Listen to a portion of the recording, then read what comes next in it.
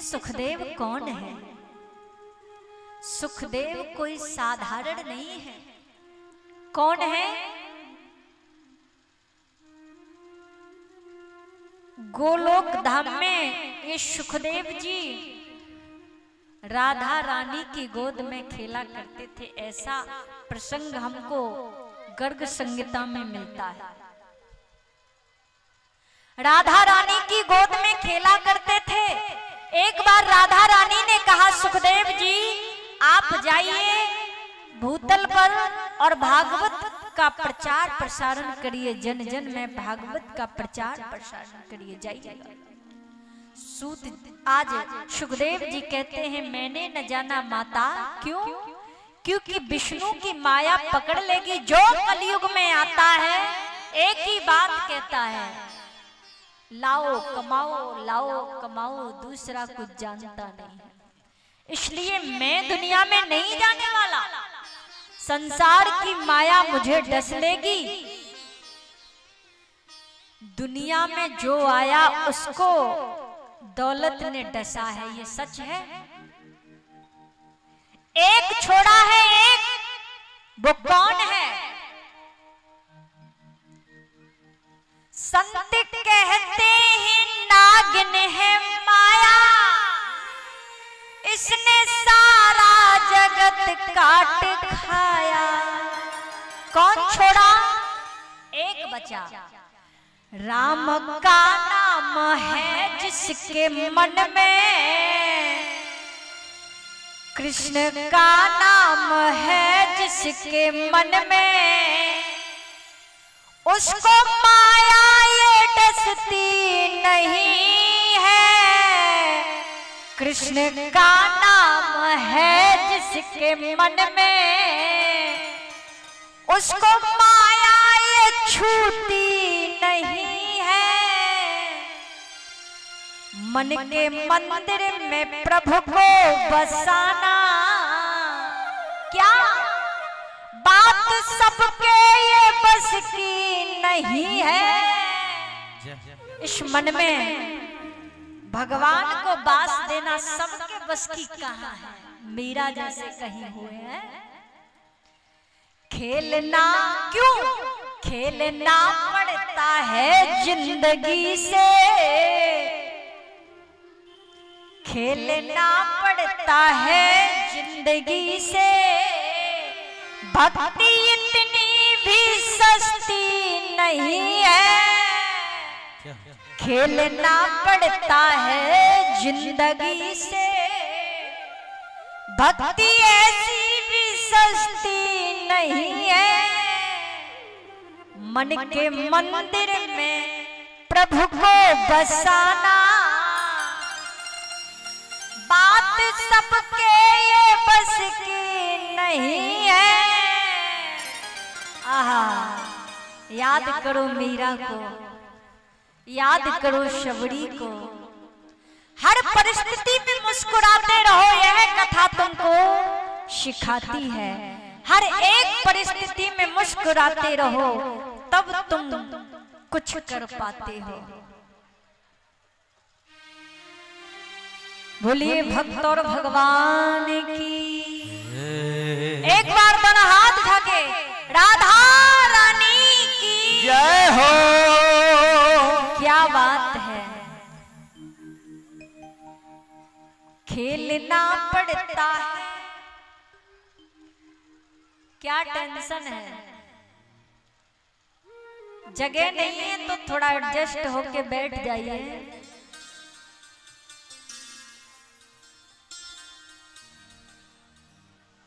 अभी तो दूसरा ही दिन हुआ है, 7 दिन बैठना है।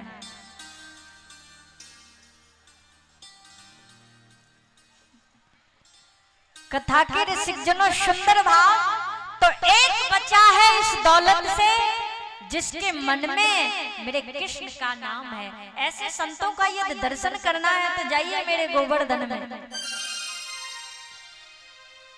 जीवन भर जिनका एक ही जगह दंडवत करते निकल जाता है, ऐसे ऐसे संत हैं मेरे वृंदावन में।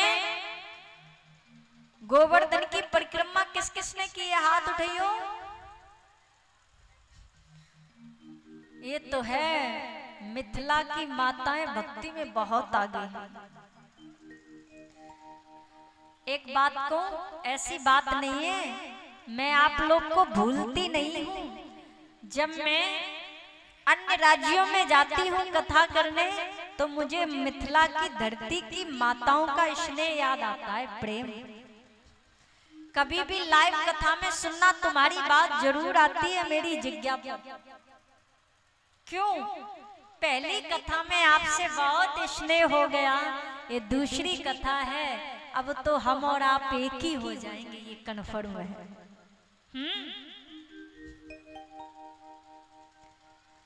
तो कथा के रसिक जनों, सुंदर भाव, कैसे कैसे संत हैं। गिरिराज जी की परिक्रमा की कितने किलोमीटर की है? 21 किलोमीटर की। अब पूरे ब्रज की जावे, लेकिन हम 21 किलोमीटर की बात करते हैं।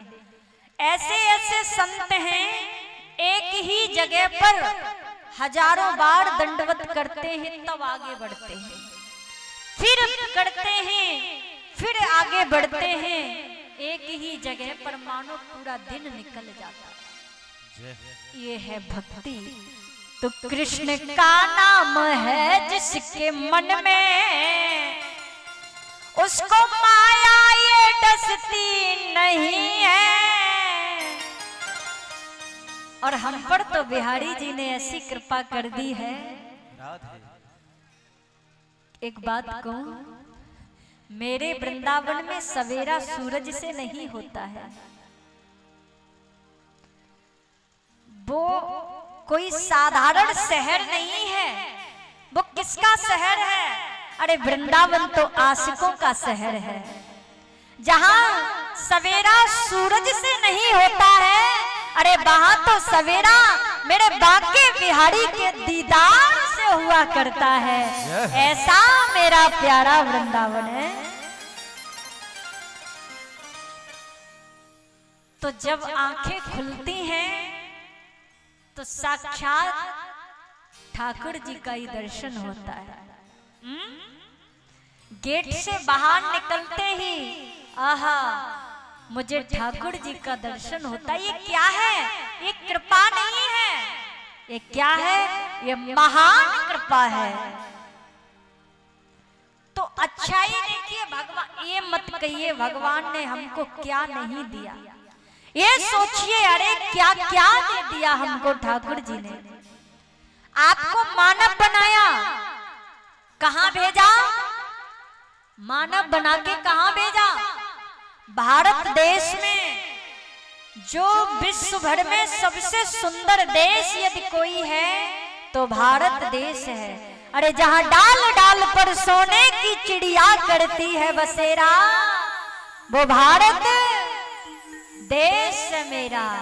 ऐसा सुंदर भारत विश्व गुरु कहलाया है। उसमें हमको जन्म दिया, मानव बनाया, कभी चिंतन किया? उसने तो इतना दे दिया कि तुम विचार नहीं कर सकते। मानव बनाया और फिर हिंदू धर्म में हमको जन्म दे दिया। कितने सुंदर हाथ दिए, कितने सुंदर कान दिए, कितनी सुंदर जिज्ञा दी, लेकिन हम यूज करना भूल गए। जिज्ञा को कहां यूज कर दिया? सांसारिक स्वाद खाने में, स्वाद लेने में। इस जिज्ञा से 2 मिनट भी राघव का गान गाया होता तो कल्याण हुआ होता। ये कान हमने किस चीज में बिता दिए भैया? कानों को ज्यादा से ज्यादा कहाँ यूज किया है? दुनिया की बुराई सुनने में। आहा, बड़ा आनंद आता है। और बताओ, फिर आगे, फिर आगे, फिर आगे। इसीलिए तो ये कान भी अपवित्र हो गए। अब पवित्र कैसे किए जाने? केवल और केवल संतों की वाणी सुनी जावे, भागवत कथा का रसपान किया जावे, ये आंखें भी हमारी अपवित्र हो गई। कैसे? इसने बुराई को ही ढूंढा। इसलिए अरे नेगेटिव मत देखिएगा, पॉजिटिव देखिएगा, कन्हैया तो अपने आप प्रकट हो जाएगा। एक बात कहूं, एक आदमी बहुत गरीब था, ध्यान से सुनिएगा मुझे। एक आदमी बहुत गरीब था, इतना गरीब था, इतना गरीब था,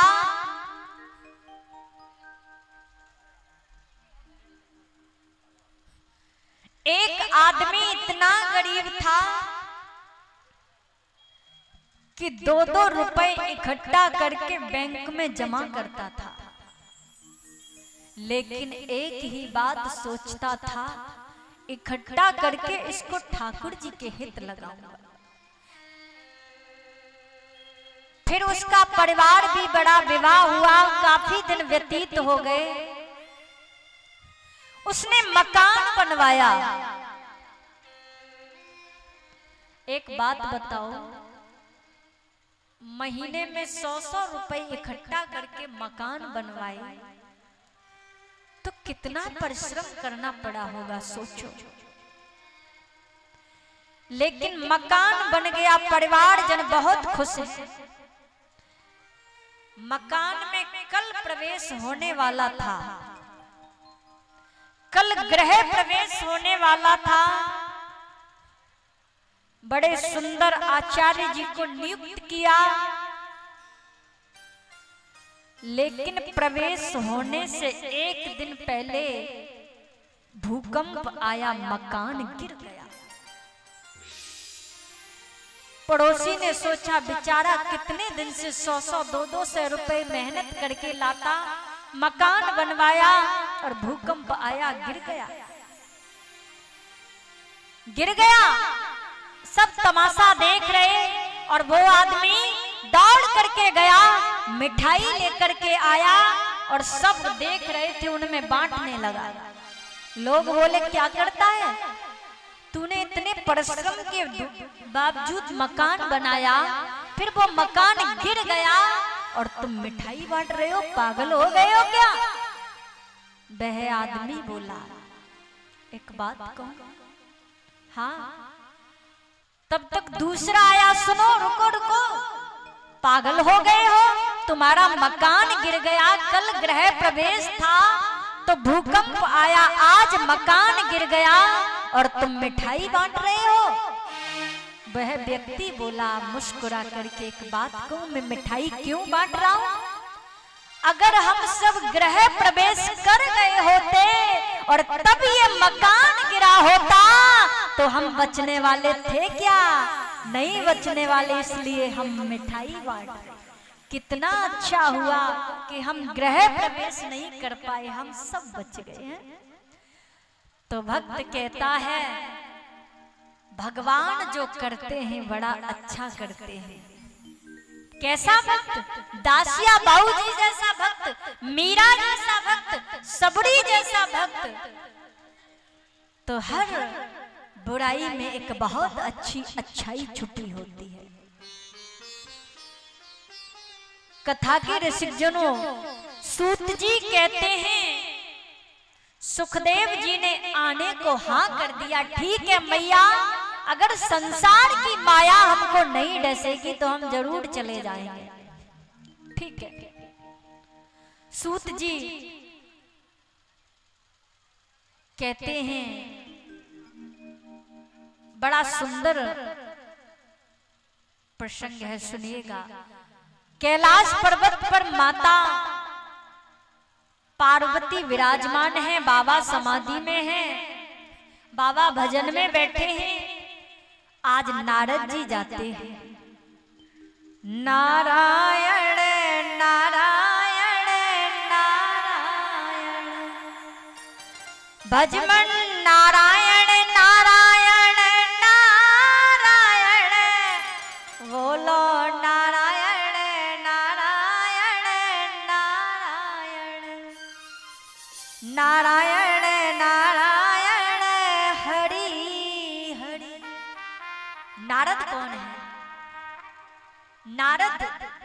जिसकी बात को भगवान भी न टाल सके, नारद जिसकी बात को कोई न कर सके रद्द, वही है नारद। जो हमें ज्ञान देते हैं, चाहे वो भौतिक ज्ञान हो चाहे आध्यात्मिक ज्ञान हो, लेकिन उनको ही नारद कहा गया है।